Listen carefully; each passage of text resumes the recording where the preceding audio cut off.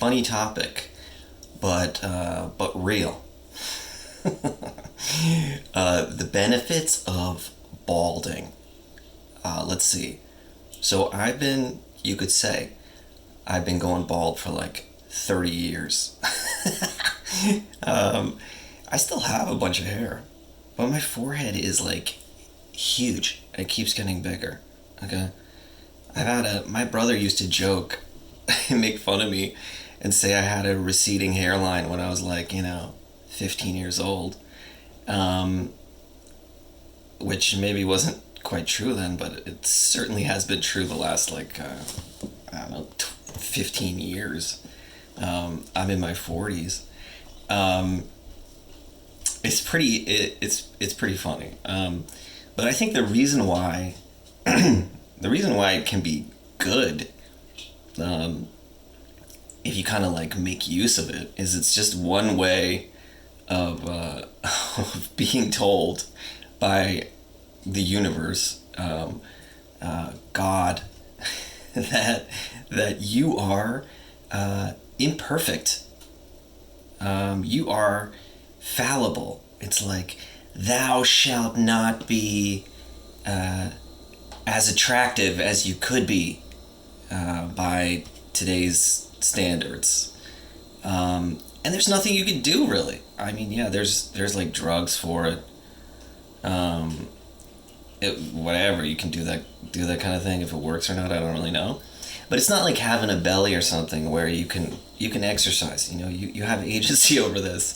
This is something it's just happening. It's like a proxy for aging. You're getting old. You're gonna die. And for me, it has been really gradual. I mean, it's like as gradual as aging. It's hilarious. But I remember being made fun of. I mean, this is a great memory. When I was like, what grade was I in? 7, maybe? 8th grade? 7th, 8th grade? I was like 12, 13. Maybe even less than that. Being made fun of, I wouldn't go as far as to say bullied, but being made fun of on a school bus by like all my classmates, like 20, 30 kids, on a school bus chanting forehead about me. But it was led by this like genius kind of bully kid. I think his name was Jeff.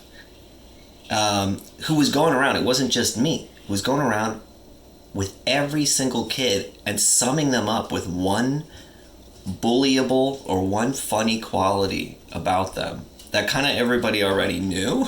So that's why everyone was playing along. It wasn't like the whole class was a bunch of bullies, but... So mine was forehead. I had a huge forehead. That was like when I was 12, so this has been on my radar for a really long time.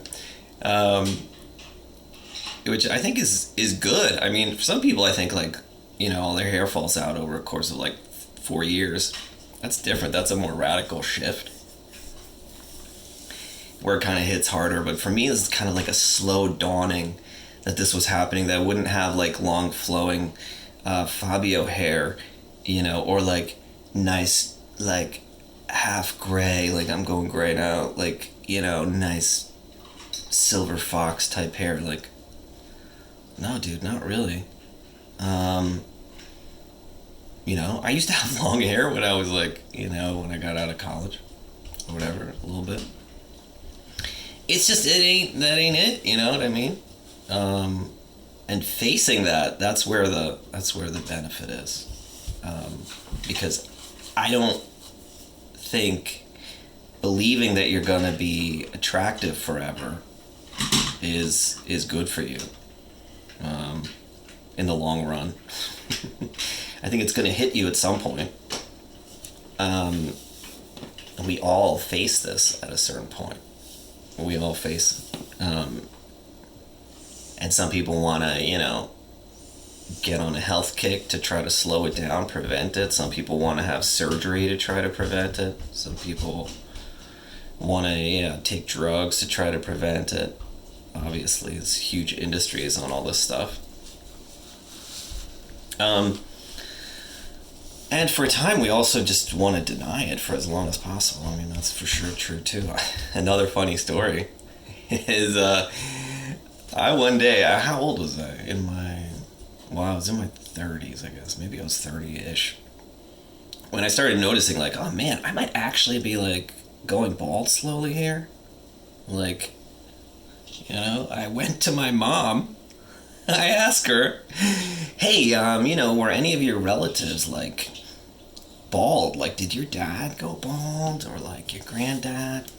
Because, like, I feel like I'm, it's, like, happening. And she was like, oh, what are you talking about?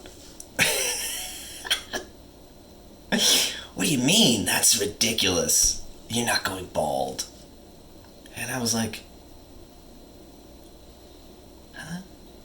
Like, what are you talking about? Oh, I'm saying it is happening. It's reality. Look, it's real. And she was just in complete denial mode.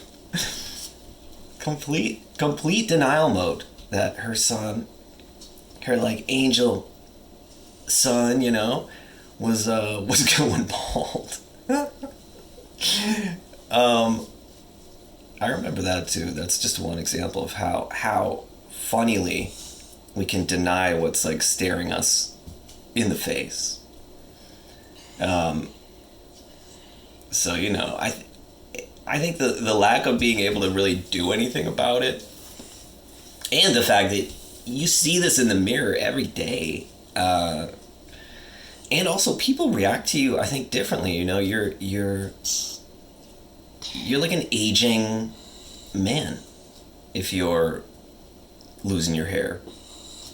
You can't really trick yourself into thinking that you're like a small child anymore. That you're a kid.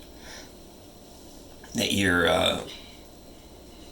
not an adult, which I liked to think for a long time. So it's all, I think, just being told, you're human, you're getting older, dude. You are not perfect. You're not that attractive anymore. People are gonna think you're an old man. Start acting like it. It's kind of like a hard lesson. And for the people who have amazing hair their whole life, I mean, that's good in some ways. Sure, it can like help with certain things, getting respect for the wrong reasons. Or attracting mates. If you still need to do that when you're in your 50s or whatever, and you've got great hair, that's awesome. But it's just part of the trick of like, I'm still young. I'm still like, look, I'm in just like I'm in great shape is kind of another one. Like, just acting like we're younger, thinking that we're younger than we are is just ridiculous. As if aging is such a bad thing. That's a whole other topic. But this is kind of like, I guess that's at the root of this too. Like, we're supposed to just stay young forever. Ridiculous. There's people literally trying to like live forever nowadays with tech. Ridiculous. What for? In any case, I think, losing your hair is just one awesome way to face a reality that you're going to die at some point, and really get in touch with that. Doing that, of course, can be pretty hard. For sure. But it can be used. It can be a useful trait, a useful tool. Just like any ending, any fading, any little death can be used. In any case, that's all I got. I think it's a funny topic, but but also seriously, because it has serious implications. Hey guys, that's all I got. Hope it was useful in some way. Till next time, Joe.